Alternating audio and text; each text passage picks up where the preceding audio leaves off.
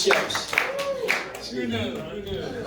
He does it all. It's a fun night. I was good chance to watch a lot of comedy earlier, so I appreciate you guys all being here and with some of the directors and writers and just whoever else. I'm going to do a quick Q&A. So Ben, you got anything you want to say when you want to come on up? All right, here, take these. Okay. I'll take it. I'll trade, Mike. I'll take it. Do that. All right, just 2 seconds. I think we actually had this conversation in the theater. I want to thank everybody for being here. This has been a fantastic evening for us. It's great to see everybody out here having fun, and we thought it would be a fantastic thing to do, just have an open Philly comedy night, first night back after a bunch of years. So could not be more happier than we said before. So any questions that anybody wants to ask about, like who we are at the Philadelphia Independent Film Festival, or comments, or anything about us, what we've been doing for the last 3 years, let me know. We'd be delighted to answer it. Love to have that chat. But what I'd really like to do is get this night going. And Mike, I'm going to bring you back.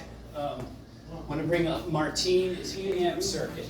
30 Amp Circuit, by the way, as these chairs have come through in other things. 30 Amp Circuit, a nonprofit that works for artists, provides cost of living grants, production grants, end of year grants.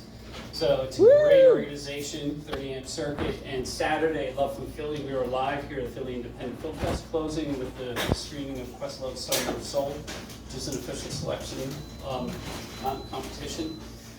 So yeah, really excited for that, and they are bringing that with the city of Philadelphia and us and a lot of independent artists and filmmakers, technologists, and other things into the Oval right in front of the Art Museum Saturday to close out this film fest. So we'll have all the animations, music videos, and some shorts that'll be playing live, hopefully in front of tens of thousands of people. I hear it's going to rain, but I didn't tell you that. So I would like them to introduce themselves, but I think it's important to let everybody know why we brought the sort of like Philadelphia like comedy stuff like we mentioned before together. So we plan to do this every year, and I want to know from the comedians in the house if this is something that you all feel is something new. We received maybe triple the amount of comedies than we've ever received. A shocking amount for us, amongst a few other genres actually sort of spiked up like that during this pandemic. So it was interesting for us. We noticed a lot of the filmmakers did not know the stand-ups and vice versa in the house here, so we thought it'd be kind of interesting to bring everybody into that same discussion. So yeah. Yeah, so we did boxes. Which is kind of perfect for all of the deliveries that were made during COVID. And funny how, the last one. Give me your over there. So I will ask my wife, who was also the director, the first question. How did you select the package thief? Well, he knocked me up. And the rest is history. That's how we got the part. The end. This is going great. Does anybody have a question? Yeah. I have a question. Sure. I'm the screen share. I'm actually live, guys. Everybody's time. Hey!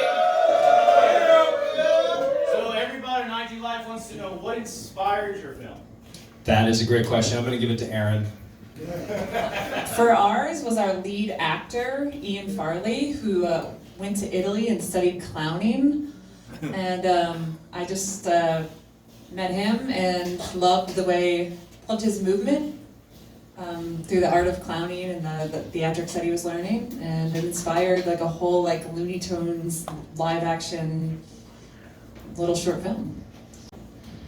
And what inspired me to do a documentary about Gary Sharp was that he definitely was putting in the work, even during the pandemic. He had quite a bit of postings on Facebook and Instagram where he was going to be. And at the time when I met up with him to film for him, it was a show every weekend, every 3 days. He was sending me his schedule, changing it and everything, and it was quite an inspiration to see how much work he was putting into it. So.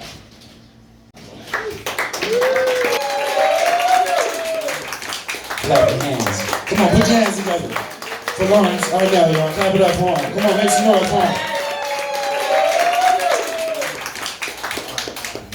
Hey, what's up, everybody? All right, everybody feeling good? Looking good. Shout out to the Philadelphia Independent Film Festival. Shout out to me for remembering the full name. I was recently diagnosed with a multiple personality disorder, and I'm an asshole. So I told him that all of his selfies are now group photos. I have 3 beautiful daughters, and I'm just tired of being a mother. I don't know about the rest of the moms in the room. If there are any moms in the room, I'm tired of being a mother. My oldest daughter made me into a young grandmother without considering the fact that I still like it face down, ass up. How you doing tonight, ladies and gentlemen? Let's wake this room up a little bit. I know we're all baked. Let's get the obvious shit out of the way real quick before anybody starts breaking balls, okay? I get it, dude. I got long hair. I'm skinny as shit. I got no chiclets in my mouth, okay? I know, I get it. I look like Johnny Depp if you never went to rehab. Okay? Bear with me, ladies and gentlemen. Like I said, it's gonna be a rough ride tonight, alright? It's funny because I'm going through a whole lot of shit and I'm here tonight, so please give it up for me because I'm here. So I wanted to say that, but you can't let people bring you negativity. I'm 60 days sober. And I really could use a triple shot of Jameson right now, but I won't do it. Neat, straight up, fuck it. Throw the 60 days away or whatever, but I got my little booty, so I won't sacrifice that. You probably read everything, you probably know everything that's going on. Not a fucking clue. No idea what's happening. People ask me about stuff that's happening on the news. I had a friend of mine a couple weeks ago who was like, yo, how'd you feel about Roe versus Wade? Roe versus Wade? I don't know. I'm kind of more on the side of Roe. What about you guys? Roe or Wade? All right, let me tell you why, okay? I'll go first, all right? Follow me here, okay? Zoot suit, wingtips, bottle of Thunderbird. You follow me, brother? What do you have on? Zoot suit, wingtips, bottle of fucking Thunderbird. So when my grandfather passed, before he passed, he changed his life. He became a pastor. So when he died, he came to me and he said, look, we want you to do his obituary. And I'm thinking, how the fuck am I going to do that? Because all my grandfather's pictures don't show his changed life. So what I did was, to show his changed life, I photoshopped the Bible in his hand. That's not the funny part. The picture was in black and white, the Bible was in fucking color. Where's my colors off your film festival, yo? So I told people I might can get a movie out this shit. I didn't even hold you. I'm like, yo, I'm trying to kill that shit because it's gonna be actors, directors, all types of people there. And a couple of my friends was like, yo, can I go? I was like, yo, tickets was $500, bro. Like, you can't even get in. Like, you know you ain't get paid this week. So you might as well chalk that, cuz, but wish me luck, cuz I might end up moving to LA or some shit from this shit. That's what I was thinking in my head and shit. Then I came in, this bitch was like, I ain't getting no fucking movie. Like,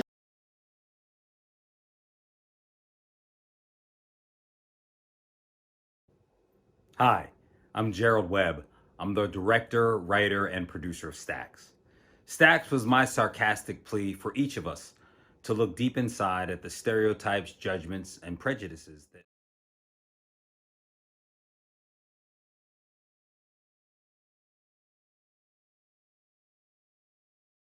So the main theme of Turbo Cola is that time in your life when you're in your late teens and early 20s and you're trying to figure out whether or not you're gonna stay in your hometown and the life that offers, or you're going to go off and you're going to take a risk and try to do things in other parts of the world.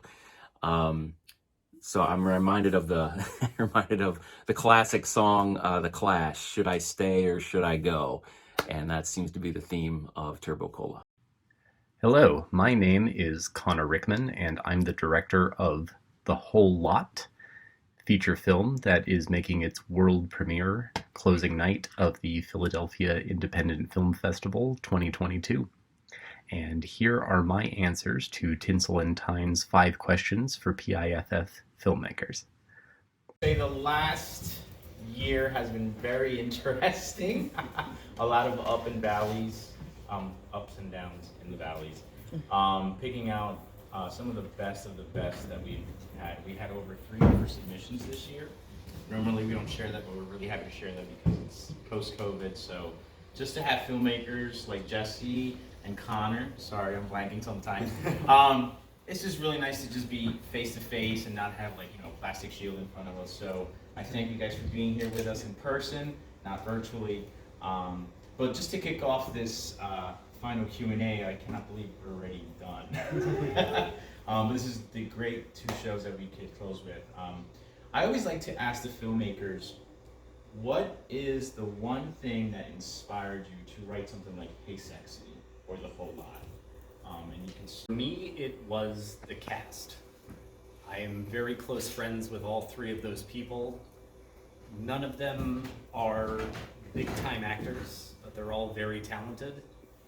And I knew that if I asked nicely, they would say yes to be in my movie, and we would have a good time making it, and it would be good cinema and not a stupid Hollywood thing. How about you, Jesse? How was that? Yeah, similar thing. Cass, I knew Zoe and Ian personally. Like they were in the circle of like UArts filmmakers, and yeah, like I reached out to them before I had a real idea, and then like I could just feel I really wanted to do something comedic. Like it was it was a very heavy year, and I wanted to do something that was funny and something that like we weren't coming to set every day and like having to get ourselves into a real like hard place. Like we could all just kind of play and have fun, and sort of lose ourselves in everything that was going on. It's how was the writing process? Because I know that the writing process can be very different for a lot of filmmakers. I know when I wrote my last feature film, it was probably the craziest 3-6 months that I spent writing it. Easy for you as a filmmaker, or was it all just part of this organic flow that you had with your friends in the industry? Yeah, Jesse, did you actually write yours? Because if you did, then you should go first. Yeah, I wrote mine. Usually I like to do a lot of improv. Like I've been working with a lot of improv recently, and this was like the first one that I kind of like jumped back in and went and like did a full script for, just because I wanted to be kind of precious with our time. Like I knew that if we had done like improv and we were kind of like trying to be a little bit more like, just formless in the beginning, then like it would have taken up a lot more time, and just like in sort of the structure and kind of how the world was going. Like I wanted to make sure that we could kind of like get this done in like a very kind of like, almost like old school sort of fashion. So the one thing I didn't want to give up from the improv though was rehearsals. So with like the screenwriting part and then doing all the rehearsals, like I was able to kind of form their voices to be a little bit more organic to themselves and like more something like natural. Like I would ask them like, is that something that you would say? Or like, I see that you were kind of hanging up on this line. Like, is there a way that I could write it different? Or is there a way that you feel like you're, kind of tilting in a way of saying something different, like for your character, for how you're seeing the character? So that's kind of how I developed everything. So I enlisted a playwright friend of mine because I knew that a good playwright could take something that was pretty much entirely dialogue and make it compelling enough to work for a feature film that didn't have enough money for jet skis or explosions. And the first time, so we sat down, I talked to him about the actors that I wanted to use. I told him the resources we had in terms of the location, what I was thinking of maybe the story could be. We talked about it over a lunch. And he's like, all right, I'm gonna just take this and run with it and see what you think. A couple months later, I had a script, I read it, I got to the scene that I'm sure we're gonna talk about here in a minute, and I was like, this is crazy. I can't possibly put this in a movie. And then I was like, no, the movie's got nothing else. I have to put the crazy twist in it. Like, yes, we're gonna run with it. But very similar process too, where it's like, I like these actors, I trust these actors, I trust this writer, but we made some tweaks here and there to make it so the actors had as natural of a delivery as possible. And we also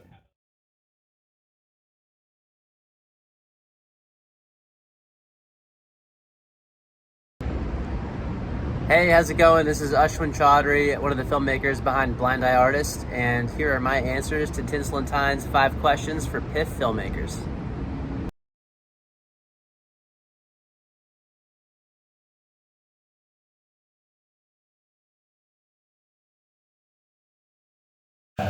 Ending. And I'm going to actually pass the mic around since we're only working off of one, and I'm going to have them introduce themselves and the film that they're from. So we're going to start off with Gerald Webb. Hi guys, I'm Gerald Webb. I was the director, writer, and producer of Stacks, and I also rapped at the end of it. Yay! I'm Dennis Callow, the director and co-writer of Doors. I'm Bethany Watson. I am the actress and co-writer of Doors. I'm Nick Petros, and I'm the producer of Life's New Kill. Dorian Vasquez, the patron. You're making your assumptions, your judgments, you're letting your prejudices take over. What really inspired it was that in the background, and we saw that explode the summer of 2020 with the George Floyd murder, which is really what it was. But so that was in the backdrop for me, and then right as pandemic was hitting, I walked into a Costco and I saw a lady this tall pushing a flatbed cart of toilet paper, and she was literally couldn't see over. She's like running into people, and I thought she worked there and was taking it up front so people could grab them. No, she was just buying it for her condo. So I saw that, I was really pissed off. I wanted to smack her and take her Costco card, burn it up, and say, "Get out of here, Karen!" But I didn't want to go to jail or be dead. So I went home all pissed off, and then I was like, oh, I got an idea. And I wrote it really quickly, and that night I sent it to Mark Christopher Lawrence, the lead actor. Awful. So just experimenting with the isolation of COVID. We needed to make our COVID movie. And what can you do with literally just 2 people and a space and your fears? And that's what Doors was. Beautiful. How about you? By the way, everybody's filming were great. Everybody, thank you. Oh yeah, thank you the affiliates for that. So, as a producer, I get scripts all the time from people who want to make their baby into a film. So, for this one, it was the title right off the top. If Likes Can Kill. It just for some reason it was very catchy. And then I read the story, and it's not on the nose, but it is a very true reflection of where society has gone. And it was actually written before people actually started live feeding mass murders, and so it was almost like the writer, he saw this coming. He could see the patterns. He could see humans are humans and they act the way they act. And so this was a way to make a fun little horror story, in Philadelphia that has kind of a message that goes along with it. So, and it pokes fun at all of us. Yeah, we do. That's great. Thank you. How about you, Dorian? It was the pandemic. It seems like a common thing here. Yeah. Ran an open mic in the bar that we shot there, and the bartender was actually the same bartender who was a star. So while it was closed, we just said, "Fuck it, let's go shoot this first 10 minutes a little longer." I write long pieces of things, and I usually shoot the first scene as all right, let's see if who wants to see more of it, and mine doesn't have an ending. I'm sorry. That could be a good thing, though.